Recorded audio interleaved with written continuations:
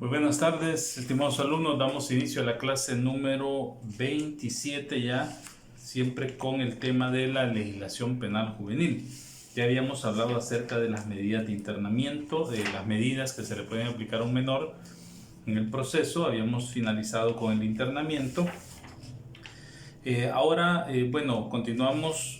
El artículo 16 habla de la aplicación especial. Dice: si el menor infractor adoleciere de deficiencia mental, el juez ordenará se le brinde protección integral. Si adoleciere de deficiencia física o fuere adicto a sustancias que produzcan dependencia o acostumbramiento, el juez ordenará que en la medida se cumplan con la asistencia de especialistas que le presten la atención apropiada.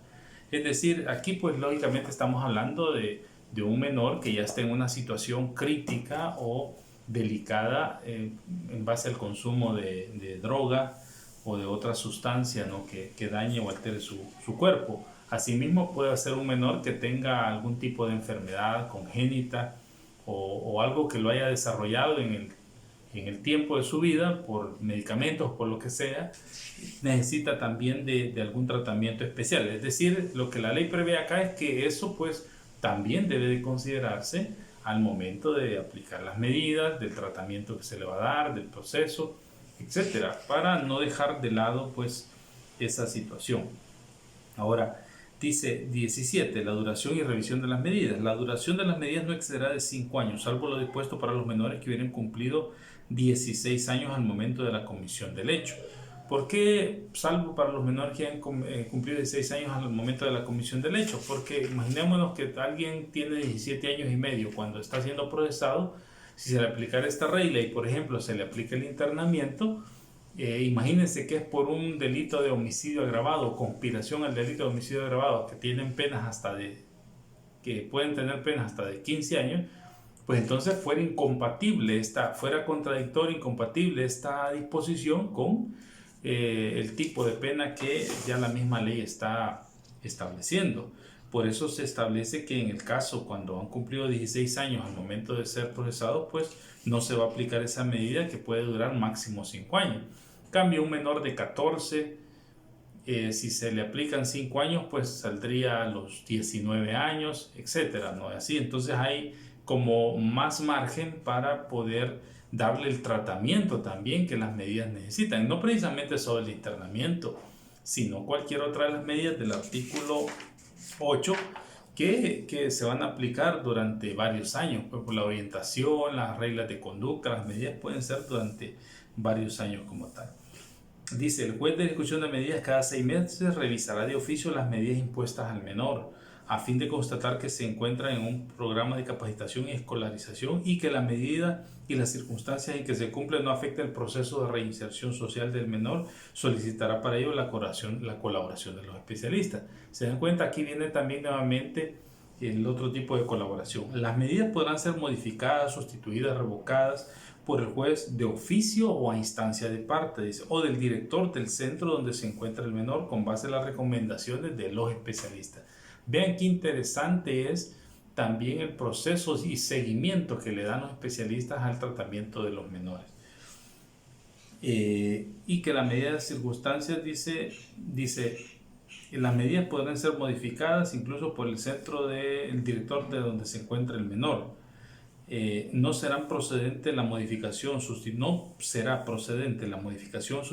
o revocación de medida de internamiento cuando esté presente un peligro para las víctimas o los testigos, se trate de reincidencia o habitualidad, o la medida haya sido decretada por más de una infracción. Entonces aquí ya hay restricciones también, prohibiciones expresas cuando está en peligro la víctima. Pensemos que el menor al salir tiene un alto grado de peligrosidad y puede generar incluso la muerte de la víctima o de los testigos, o entorpecer la investigación con gran seguridad, pues lógicamente no se le puede sustituir. O cuando ha sido por 2 o más infracciones o el menor ya es reincidente o habitual.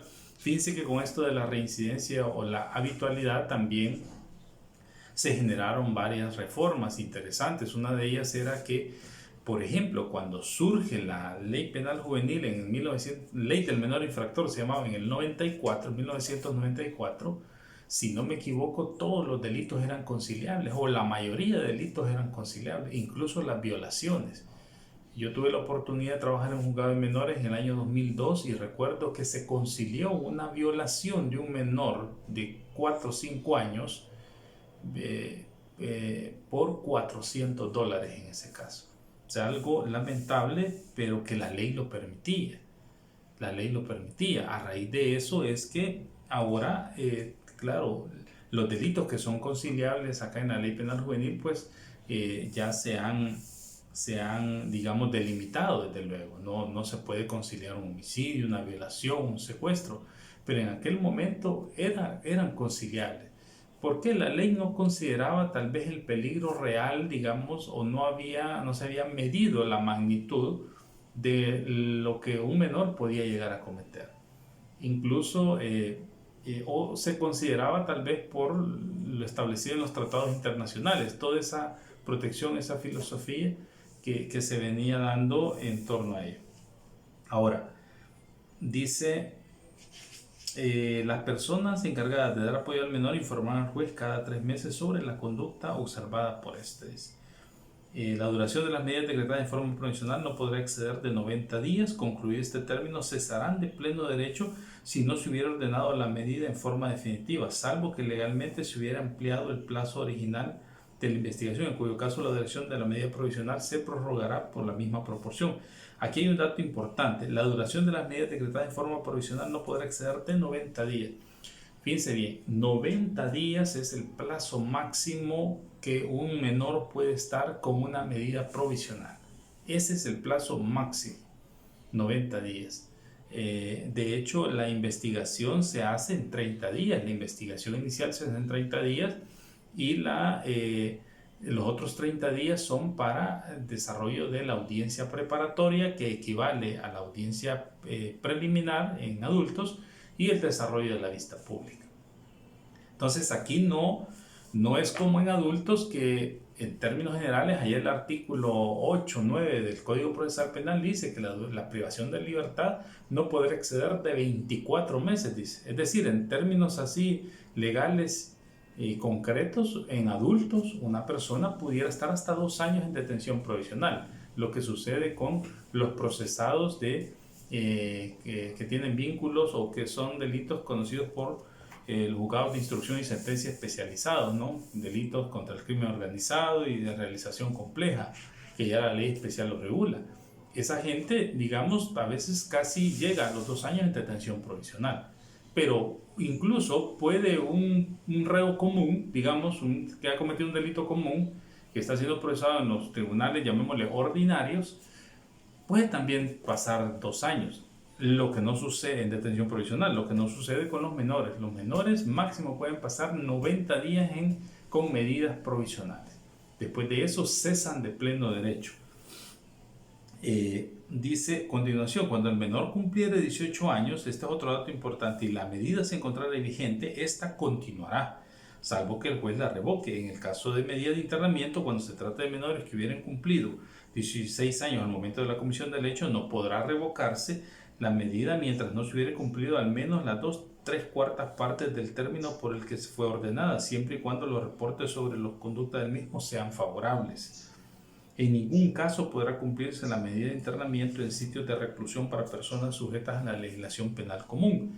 Es decir, un menor, por ejemplo, tiene 17 años y medio cuando se está siendo procesado y se le condena a 10 años de internamiento, lógicamente no va a tener ni un año cuando ya cumplió los 18 años, pero ya hay una prohibición expresa. La ley no contempla la posibilidad bajo ningún concepto de que este menor sea trasladado, por ejemplo, de allá de Sendero de Libertad en Hilo Vasco lo pasen para Panteo, o del centro de El Espino en Aguachapán lo pasen para Mariona. O sea, eso no puede ser, ¿no?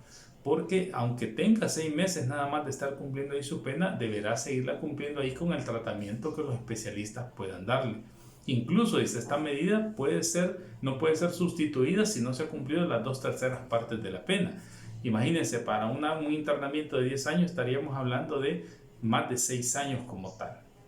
Más de 6 años que él debe de cumplir para que pueda salir en libertad, si es que así el juez lo considera necesario, y si los dictámenes del equipo de especialistas son favorables, es decir, si todo su proceso ha avanzado satisfactoriamente como tal. Bien, el artículo 19 dice: las medidas impuestas al menor cesarán por el cumplimiento de su término, digamos 10 años, ¿verdad? 1 año, 2 años, hasta eso lo habían declarado con internamiento o con otro tipo de medida en libertad, una orientación y apoyo sociofamiliar, reglas de conducta durante 3 años. Terminan los 3 años, pues terminó o finalizó ya su periodo de sus objetivos, dice, o por la oposición de otra posterior en un proceso, en diferente proceso, siempre que se haga imposible el cumplimiento de la primera o sea incompatible con la misma. Claro, digamos, imagínense que, digamos, aquí en este proceso lo tenemos con reglas de conducta, ya de manera definitiva, pero comete otro delito y en aquel le imponen internamiento, pues lógicamente esta es imposible cumplirla porque va a un internamiento. Entonces ahí va a cesar las medidas de reglas de conducta para cumplir aquella. Lo mismo sucedería, digamos, a la inversa, que aquí esté, por ejemplo, con un internamiento, cometa otro delito y allá le pongan una amonestación, por ejemplo. Entonces va a cesar porque es incompatible con la misma medida. Muy bien. Vamos a ver, entonces es importante, bueno, ya vimos parte de muchos aspectos generales sobre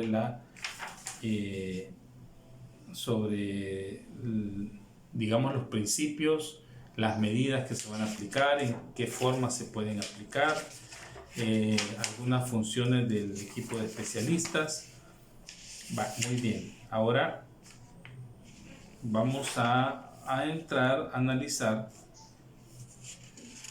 Vamos a entrar a analizar algunos artículos acá que son de mucha importancia también.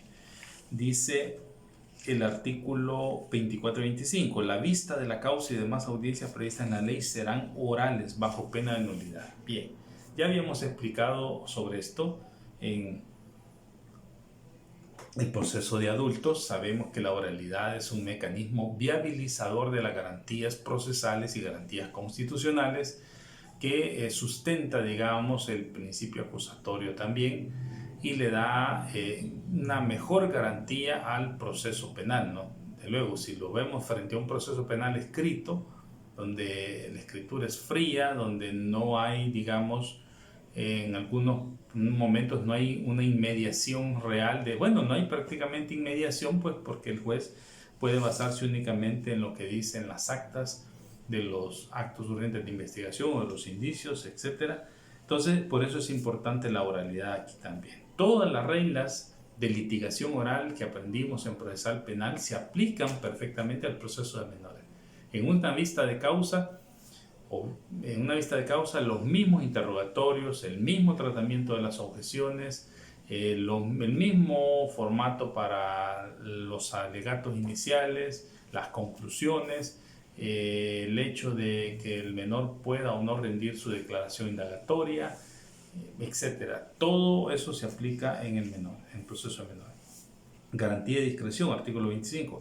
Las actuaciones administrativas y judiciales serán reservadas y en consecuencia no deberán expedirse certificaciones ni constancias de las diligencias practicadas en el procedimiento, salvo las solicitadas por las partes. Queda prohibido a los jueces, partes, funcionarios, empleados de autoridades dar publicidad a los contenidos de las actuaciones del procedimiento o proporcionar datos que posibiliten la identidad del menor. Claro, esto pues va en atención a la protección integral del mismo, ¿no? Recordemos que los menores, pues de acuerdo a nuestra legislación internacional, que también es ley de la República, conllevan el principio de protección del interés superior, del principios a la protección de sus derechos humanos como tal. Y en tanto, pues pueden ser objeto, digamos, de alguna situación que vulnere su dignidad. Dice: las personas que intervengan durante el procedimiento del menor deberán guardar reserva y discreción acerca de las investigaciones y tareas que realicen.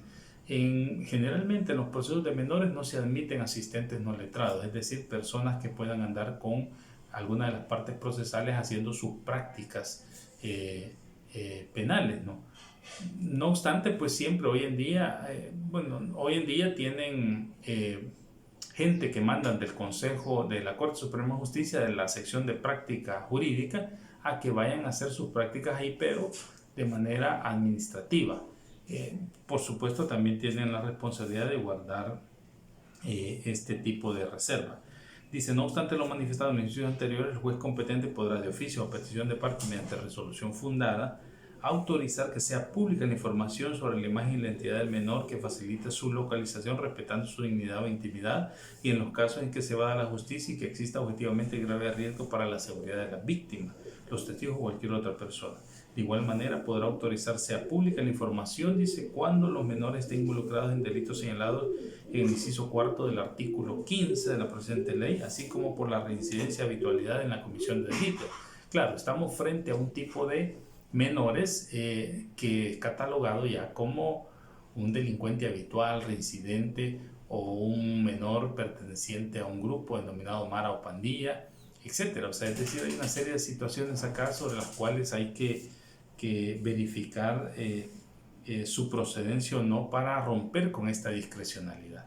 Y es lógico, no acordémonos, si no se ha localizado, no se ha capturado a un menor, pues esto faculta pues para que el aparato de la policía pueda activarse mejor, la ciudadanía conozca el tipo de menor que ha cometido un delito y que pueda denunciarlo en un momento determinado, no evitar que siga cometiendo más delitos o que entorpezca la investigación, haga desaparecer pruebas, como decía acá, grave riesgo para la víctima o los testigos. Dice, la medida judicial se suspenderá una vez localizado al menor y puesto a la disposición de la autoridad competente. Bien, en este caso ya no tendría sentido estar sobre eso. Bien, ahora hay otros, por ejemplo, el artículo 33 nos habla de los medios probatorios y nos dice, en el procedimiento serán admisibles los medios probatorios regulados en el Código Procesal Penal. Ya tenemos conocimiento, ya sabemos sobre todo los medios probatorios pues, que pueden plantearse en un proceso de menores como tal. Vean qué importante es el artículo 35. La acción civil para el pago de los daños y perjuicios ocasionados por las infracciones cometidas por un menor deberá promoverse ante el juez competente con base en las normas del proceso civil, independientemente de lo dispuesto en la resolución del juez de menores. La responsabilidad civil derivada de un accidente de tránsito se deducirá con base en la Ley de Procedimientos Especiales sobre accidentes de tránsito. Bueno, ahora, ¿se recuerdan acá cuando hablábamos de la responsabilidad civil subsidiaria? Responsabilidad civil subsidiaria, que en este caso pues opera perfectamente de los padres hacia las víctimas del delito como tal. Es decir, lo que la ley comprende acá es que el juez de menores en ningún caso va a realizar un pronunciamiento sobre la responsabilidad civil, porque lo dice claro, la acción civil para el pago de los daños y perjuicios ocasionados por la infracción cometida por un menor deberá promoverse ante el juez competente con base en las normas del proceso civil, independientemente de lo dispuesto en la resolución del juez de menores. La responsabilidad civil derivada de un accidente. Bueno, ahora aquí surge una pregunta de interés. ¿Podrá el juez de menores, al menos en este caso, declarar una responsabilidad civil en abstracto? Porque dice, independientemente de lo dispuesto en la resolución del juez de menores, ¿podrá el juez declarar una responsabilidad en abstracto o únicamente tendrá que limitarse a la responsabilidad penal como tal? Bueno, es una pregunta que les dejo para que la investiguen. Bueno, muy bien. Vamos a ver en este caso. Ahora, también es importante ver que la ley penal juvenil contempla algunas salidas de cómo se puede terminar el proceso, que no son necesariamente las que tiene el Código Procesal Penal. Por ejemplo, la conciliación sí se puede aplicar acá en el proceso de menores, el procedimiento abreviado no, el criterio de oportunidad tampoco, la suspensión condicional del procedimiento tampoco. pero sí establece algún otro tipo de medidas. Si es el artículo 36, nos dice el proceso termina en forma anticipada por el cumplimiento de las obligaciones impuestas en el acta de conciliación, la remisión, la renuncia de la acción y la cesación del proceso. La remisión, la renuncia de la acción y la cesación del proceso. Veamos la remisión. Dice, el juez podrá examinar, fíjense bien, el juez podrá examinar la posibilidad de no continuar el proceso cuando el delito estuviera sancionado en la legislación penal con pena de prisión cuyo mínimo sea inferior a 3 años, con base en el grado de responsabilidad, en el daño causado y en la reparación del mismo. Si el juez considera que no procede la continuación del proceso, citará a las partes a una audiencia común y previo acuerdo de ella resolverá remitir al menor a programas comunitarios con el apoyo de la familia y bajo el control de las instituciones que las realice si no existiera acuerdo entre las partes. Entonces, acá hay una situación bien interesante porque esta es una facultad, una potestad que tiene el juez como tal, de considerar cuándo remitir un proceso.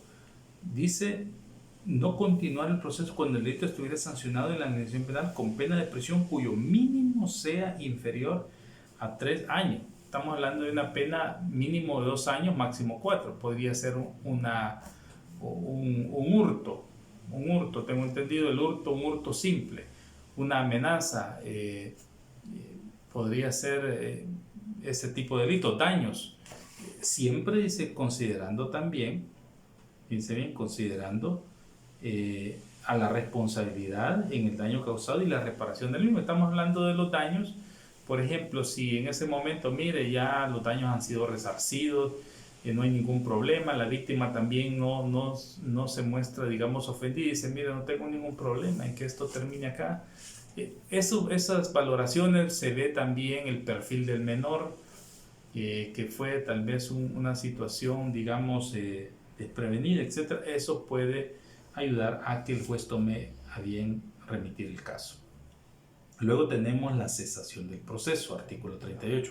En cualquier estado del proceso podrá ser decretada su cesación en base a las siguientes causas. A. Cuando se hubiere comprobado cualquier excluyente de responsabilidad. Aquí estamos hablando de las excluyentes de la responsabilidad, nos remitimos a las del 27 del Código Procesal Penal, porque no hay excluyentes específicas para los menores.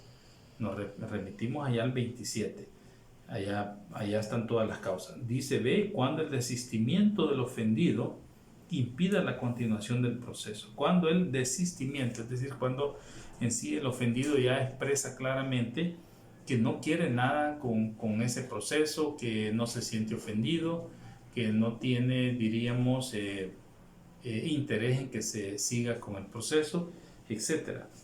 Cuando la acción no debió haberse iniciado o no debe proseguir por cualquier causa legal. Bueno, digamos, una causa legal de no haberse iniciado es que pensemos de que se procesó al menor, al menor pensando que era menor y en realidad era mayor de edad. Es una causa legal, ¿no? Ya no se puede seguir. Pensemos que a lo mejor, falleció el menor, ya no se puede continuar con ese proceso. O que ya prescribió el delito, también es una causa, ya no se debe proseguir por cualquier causa legal. Cualquier circunstancia que pueda surgir acá y que genere la imposibilidad de continuar con el proceso, pues definitivamente ya no da la pauta para que el juez cese en el proceso. Cuando el menor no fuera responsable por deficiencia mental, dice el juez, luego de comprobada la infracción, podrá ordenarle una medida. Cuando el menor no fuera responsable por deficiencia mental, el juez, luego de comprobada la infracción, podrá ordenarle una medida de cumplimiento especial. La conciliación, en el caso de la conciliación, pues se le da, desde luego, el mismo tratamiento que se le da a la conciliación en el proceso de adultos. Es decir, en la conciliación recordemos que depende única y exclusivamente de las partes, pero en este caso, claro, el menor, hay obligaciones que el menor por sí solo no las puede cumplir. Entonces tienen que ser sus representantes legales, sus padres, sus tutores, en este caso, ¿no? Quienes van a asumir el cumplimiento de las obligaciones. Es un acuerdo, digamos, entre la víctima, entre los representantes de la víctima también, los padres que están ahí de la víctima, pueden establecer si están de acuerdo o no en que se concilie un delito, ¿no? Y el juez, por supuesto, es el que va a homologar todos los delitos que se puedan establecer. Vean lo que dice el artículo 59.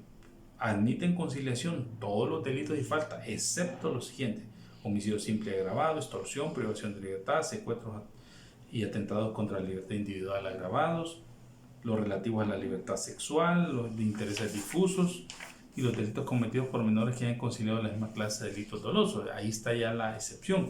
Y dice aquí, el arreglo conciliatorio procede a petición de parte, de ofendido, víctima o a propuesta del juez. Vean qué interesante esta variante que hay, porque allá en aquel, el juez, si bien es cierto, digamos, en términos prácticos en adulto, el juez pudiera decir nada más si han considerado la posibilidad de conciliar, sin ninguna incidencia, ¿sí? de exigirles, o no de exigirles, sino de estarle ya proponiendo esa salida. En cambio, aquí sí, el juez puede proponerlo, siempre que existan indicios de evidencia de autoría o participación del menor y no concurran causales de excluyentes de responsabilidad, sin que ello implique aceptación de la comisión del hecho por parte del menor. En todo caso, se propiciará la educación de responsabilidad del menor. La conciliación, dice, procede ante la Fiscalía General de la República o ante el juez de menores mientras no se haya pronunciado la resolución que aplique medidas en forma definitiva o el menor. Entonces, vean qué interesante, porque aquí la variante es que el juez puede proponerla. Tiene facultades para decir: yo les propongo una conciliación en estos y estos términos. Pero al final no va a ser la decisión de él si se concilia o no, ni el consentimiento de él, sino de las partes, como dice el artículo 60. La conciliación es un acto voluntario entre el ofendido o víctima y el menor, quienes son las partes necesarias en la conciliación. Para el cumplimiento de las obligaciones de contenido patrimonial no podrán obligarse cualquier persona. Es lo que decían, ¿no? los representantes. No podrán autorizarse la conciliación cuando se vulnera el interés superior del menor. Es decir, cuando se esté generando un daño en el interés, digamos, del menor. Imagínense de que de pronto dice la víctima: mire, yo quiero conciliar con ese menor, por ejemplo, porque él me está, digamos, un delito de... Pensemos que el delito, bueno, los delitos relativos a la libertad sexual no pueden ser conciliables, el acoso no puede ser conciliable, pero puede hacer unas amenazas.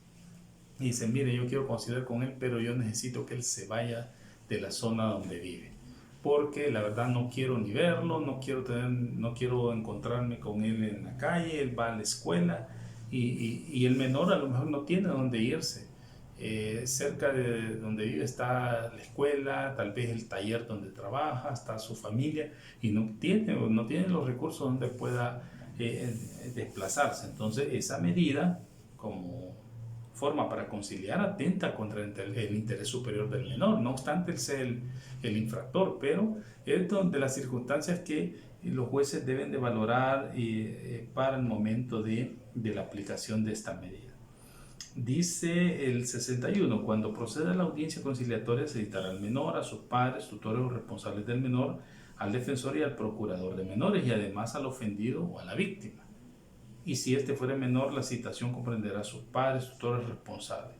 Si alguna de las partes necesarias para colaborar en la conciliación, dice, no compareciera a la audiencia, se deja constancia de ello y se continuará el procedimiento. Lo anterior no impedirá que se pueda intentar nuevamente la conciliación. Claro, es lógico pensar de que no pueden estar conciliando únicamente los menores o con las partes, el defensor y el fiscal, y el menor y la víctima. O sea, tiene que estar su representante. Porque debe de existir, si no sabemos qué tipo de condiciones son, bueno, si cualquiera que sea, patrimoniales o no patrimoniales, también hay que darle un seguimiento como tal. Y como menores tienen un representante, no como tal, o un tutor. Entonces, en esos casos es importante poder tener todos estos requisitos que la ley establece como tal. Ya para ir finalizando esta sesión, dice, presenten las partes y demás interesados se les explicará el objeto de la diligencia. Estamos hablando de la audiencia de conciliación, procediéndose a escuchar los citados. Si se llegara a un acuerdo, se firmará el acta de la conciliación por las partes necesarias ante el fiscal o juez en su caso. El arreglo conciliatorio suspende el procedimiento y si no se hubiera arreglo, se dejará constancia de ello y se continuará con la tramitación del mismo. Bien, partiendo de acá, vamos a darle seguimiento en la siguiente sesión. Muchas gracias.